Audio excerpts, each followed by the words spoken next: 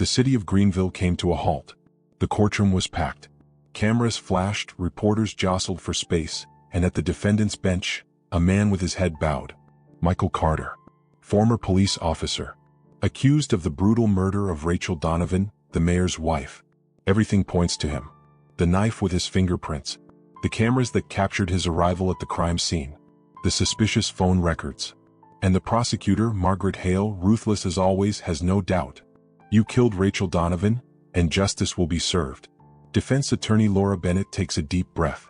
She knows something isn't right, but the evidence is overwhelming. Even Judge Jonathan Reeves seems convinced. Michael's fate is in the hands of the jury, and the verdict is about to be announced. In the midst of the crowd, a young woman with teary eyes clutches her hands tightly. Emily Carter, the defendant's daughter. Her father has always been an honorable man, but now no one believes in him. The judge raises the gavel. The courtroom holds its breath. And then, stop. He's innocent. The shout echoes through the room. Someone stands. And with a single sentence, everything changes. The silence in the courtroom is deafening. Everyone turns to see who dared to interrupt the verdict. A man with graying hair and an intense gaze stands. His face is pale, but his voice trembles with urgency. Stop. He is innocent. The judge bangs the gavel. Order in the court. Who are you? The man swallows hard. Michael Carter's gaze fixes on him. Defense attorney Laura Bennett leans forward, sensing that something big is about to happen. My name is Henry Donovan, and I know the truth about the Rachel Donovan case. The courtroom erupts in murmurs. That name, Donovan. Laura furrows her brow. It can't be a coincidence. He shares the same last name as the victim. Who is this man? The judge glares at Henry for a moment, then looks at prosecutor Margaret Hale, who remains unfazed. Mr. Donovan, if you have something to say, speak now. The man takes a deep breath. His words come like a bombshell. Rachel Donovan is not dead. A shockwave sweeps through the room. Mayor Daniel Donovan, the supposed victim's husband, pales. Emily Carter covers her mouth in disbelief. Michael Carter lifts his eyes for the first time. What really happened to Rachel? And more importantly, why did someone want to frame Michael? The courtroom is in absolute chaos.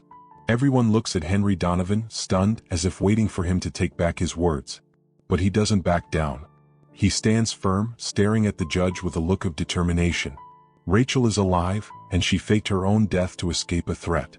The murmurs among those present are so loud that the judge struggles to restore order. He bangs the gavel forcefully, but no one seems to hear. The impact of his revelation still reverberates in the air.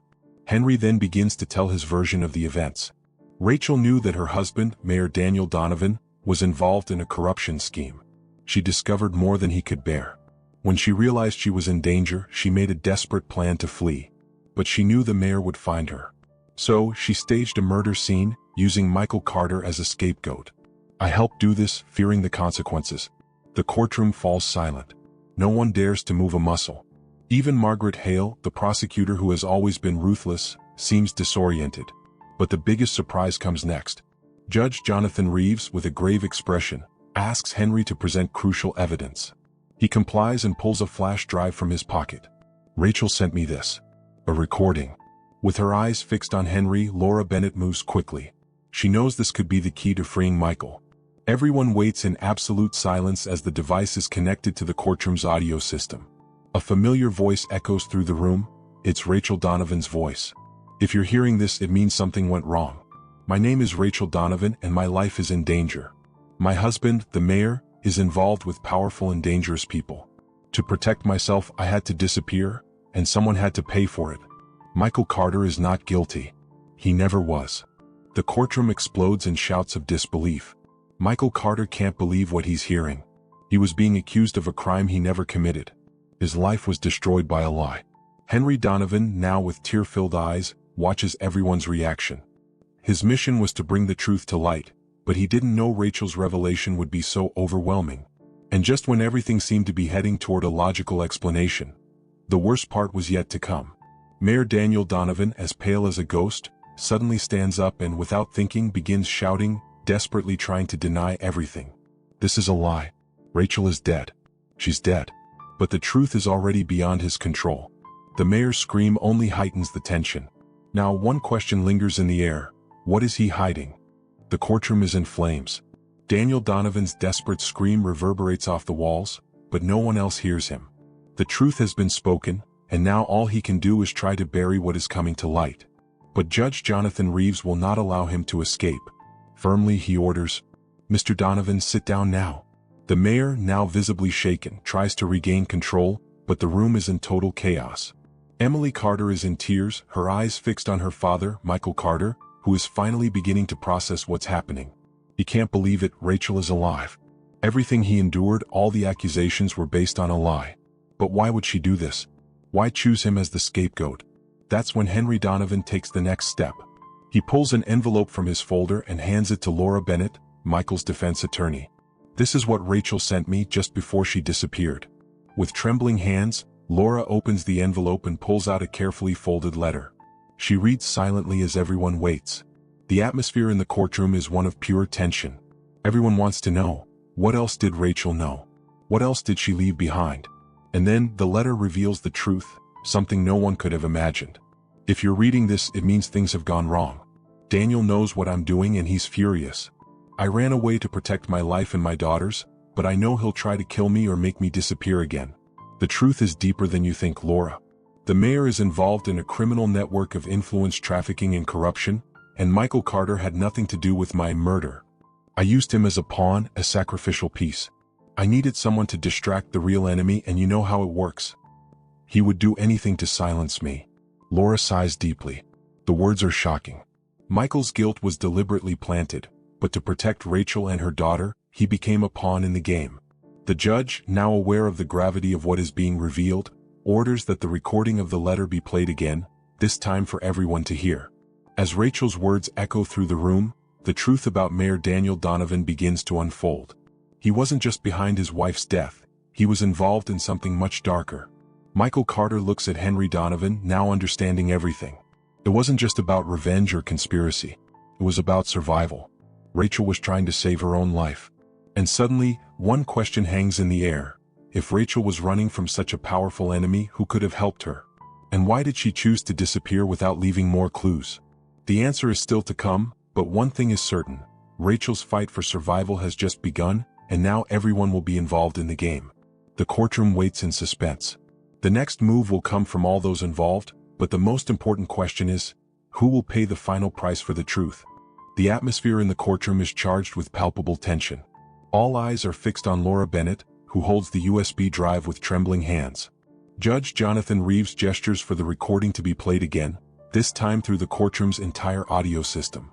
This is the moment everyone has been waiting for. Rachel Donovan's recording could be the key to unmasking the real culprit. The sound in the courtroom goes completely silent as the recording begins. The echo of Rachel Donovan's voice fills the room, clear and precise. "If you're hearing this, it means something went wrong. My name is Rachel Donovan, and my life was taken by forces far greater than I could have imagined. My husband, Mayor Daniel Donovan, is involved in a criminal corruption scheme with very powerful people. I know too much. They will kill me, or make me disappear forever. Michael Carter is not guilty of anything. He is a pawn in this dirty game." Everyone's eyes are fixed on Michael Carter. He is in shock, unable to process Rachel's words. How did she manage to fake her own death and leave all of this behind? But now the question is, who is the real monster? The recording continues, revealing even more about what happened behind the scenes. "I was forced to run. I tried one last move to make sure the truth was told. But if I don't disappear, they will destroy everything I've built and ruin everyone who trusts me. Michael, if you're hearing this, forgive me. I used you, but I had no choice. Now it's your turn to find the truth and fight for it. Don't let them make you pay for something you didn't do. Stay strong." The silence in the courtroom is profound. Everyone is in shock, processing Rachel's words. Daniel Donovan himself begins to sweat cold, his hands trembling as he tries to remain calm. The truth is unfolding in a way he never could have predicted. But there is more. Laura Bennett, her eyes fixed on her client, pauses. She knows that this recording is the turning point, but something is still missing. Something much darker is behind this story. The recording is not only proof of Michael's innocence, but also a key to revealing the web of corruption involving Daniel Donovan. The room is in a frenzy. The pieces are starting to fall into place, but the biggest question still hangs in the air. If Rachel was really alive and running from a monster, who else was involved? Who else knew the truth? And what is Daniel Donovan trying to hide? The tension is unbearable. The fate of everyone is about to change. The greatest secret is still to come. The courtroom is in a frenzy. Rachel Donovan's words still echo in the air, but now, it is Daniel Donovan's moment to show his cards. His face, which was once pale, is now covered with rage and desperation. The fear he tries to hide is visible, but his arrogance still dominates. He suddenly stands, interrupting the chaos in the courtroom. Enough. His voice echoes, cutting through the growing murmur of the crowd. Michael Carter stares at the mayor, who, now visibly enraged, strides to the front of the defense bench without hesitation. Judge Jonathan Reeves tries to restore order, but it's in vain. The game has changed, and Daniel knows it's time to react. "I won't sit here being treated like a criminal," Daniel pleads, his expression turning into a mask of fury. Rachel is dead. This wasn't a hoax. It was an accident. She killed herself because she couldn't handle the weight of the lies she created. And now you want to blame me for this? I'm the target, but I'll prove that I'm innocent. The courtroom fills with murmurs, but for many, the mayor's words only increase suspicion. Laura Bennett, Michael's defense attorney, keeps her composure, but her mind is racing. She knows Daniel is not just guilty. He's trying to protect himself from something much larger. Emily Carter, Michael's daughter, watches with wide eyes. What she's seeing now is a version of her father being defended by forces far more powerful than she could imagine. She feels a knot in her stomach. If Daniel Donovan had such a dark secret, what would be the extent of his power? But Daniel Donovan's counterattack goes beyond anger. He's not just trying to defend himself, he's ready to destroy everyone around him, including anyone who tries to expose his secrets. He turns to the judge and makes a risky declaration. "What you don't know is that if Rachel was alive, then she was involved in something much bigger. Something that all of you will regret discovering. It wasn't an accident, but a setup. And if you think I'm the guilty one, get ready, because you'll find out that the real danger is closer than you think." The room falls into complete silence. Daniel Donovan's words are a bomb about to explode. He's not just denying everything.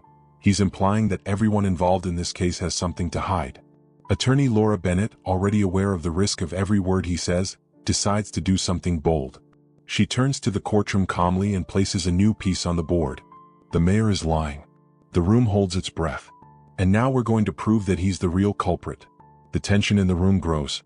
Everyone knows this battle is far from over. What else is the mayor hiding? What does he have to lose? And then, like a nightmare about to become reality, Judge Jonathan Reeves makes an announcement that everyone feared, but no one was prepared to hear. The court will be adjourned for 24 hours.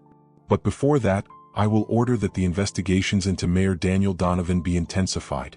The truth will come to light, and if he's involved in more crimes, he will be exposed. The courtroom dissolves into chaos. Every word spoken by Daniel Donovan has ignited a flame of distrust, and now the real battle is just beginning. The mayor has counterattacked, but the question now is, will he be able to escape his own secrets? Or will he finally be unmasked? The courtroom is like a pressure cooker about to explode. Everyone's gaze is fixed on Daniel Donovan, who is now in a battle to keep up appearances. He tried to deny, to threaten, but the investigations had begun. Nothing could stop him now. Or could it? In the 24 hours following the suspension of the trial, Laura Bennett and her team worked tirelessly, searching for evidence. Every document, every testimony, every clue that could unmask the corruption network that Daniel Donovan had orchestrated. And what they found wasn't just the truth about Rachel Donovan's death, but something much deeper, darker, and more dangerous. The court reconvenes and everyone settles with unbearable anticipation. Michael Carter is tense, but there is a spark of hope in his eyes. He knows he is about to be freed from a lie that ruined his life. But what he doesn't know is that the price of the truth will be higher than anyone could imagine. Judge Jonathan Reeves enters the room, and a heavy silence falls over everyone present. He bangs the gavel and begins reading the official court statement. After a thorough examination of the new evidence and the collaboration of the investigations, it is clear that Mayor Daniel Donovan was not only involved in the fabricated death of his wife, Rachel Donovan, but also at the forefront of a corruption network involving local authorities and businessmen. The final blow. The entire room seems to freeze. Daniel Donovan swallows hard, sweat dripping down his face. He knew this moment would come, but he never imagined it would be exposed in such a devastating way. Rachel Donovan was not murdered. She was forced to disappear to escape a larger conspiracy. The judge continues, his voice cutting. And the evidence points directly to Daniel Donovan as the mastermind behind this scheme. He orchestrated the hoax of her murder, using Michael Carter as a scapegoat to divert attention from his own crimes. Michael Carter can hardly believe what he's hearing. Every word is like a weight being lifted from his shoulders. He feels a deep relief, but also a growing anger as he thinks about what he unjustly endured. The truth has finally been revealed. Laura Bennett glances with quiet satisfaction at Henry Donovan, who can't hide the pride on his face. It was he who started this journey, and now Michael Carter's fate is sealed. The fight they waged against a corrupt and ruthless system was about to come to an end. The judge turns to Daniel Donovan, now crumbling. His face is swollen with rage and humiliation. But the battle is not over. Daniel Donovan, you are being charged not only with conspiracy to murder your wife, but also with large-scale corruption, extortion, and abuse of power. You will be arrested immediately. When the handcuffs are placed on his wrists, the sound echoes through the room, breaking the tense silence. Daniel Donovan is now a defeated man, but the fear in his eyes reveals that he still holds secrets. Emily Carter, watching it all, finally feels a weight lift off her chest. The truth about what happened to her father is finally being told. She looks at Michael, who smiles at her with a smile full of pain and relief. The great lie has been undone, but the cost of the truth was high. What else is hidden in the shadows of a corrupted city? And the final question arises: will the city of Greenville be able to rebuild from all of this?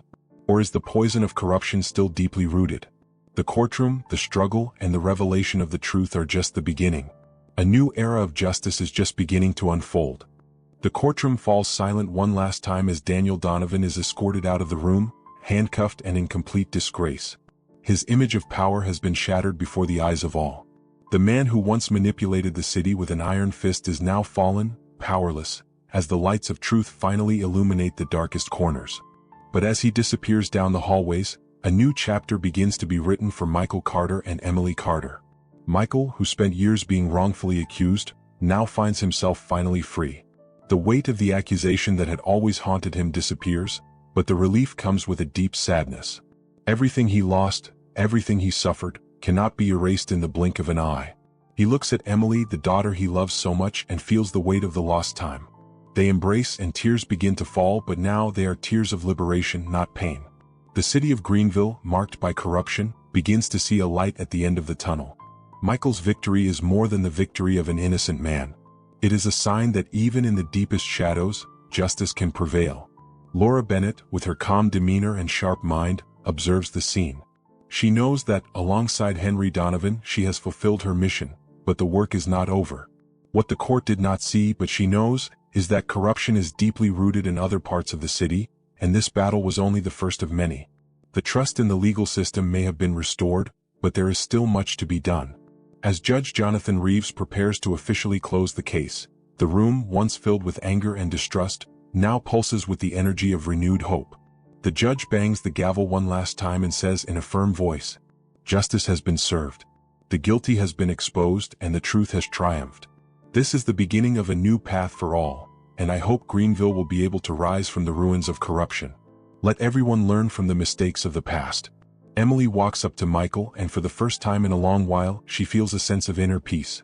She looks at her father and realizes that the true battle was never just against the system. It was against the lies and manipulation that almost destroyed them. And now she knows that, together, they have a chance to start over. The camera zooms in on Michael and Emily as they leave the courtroom. The afternoon sun begins to set, casting a soft light on their faces. They walk together in silence, but their hands intertwined say everything. The future is open, and the love that united them in the hardest of times now shines brighter than ever.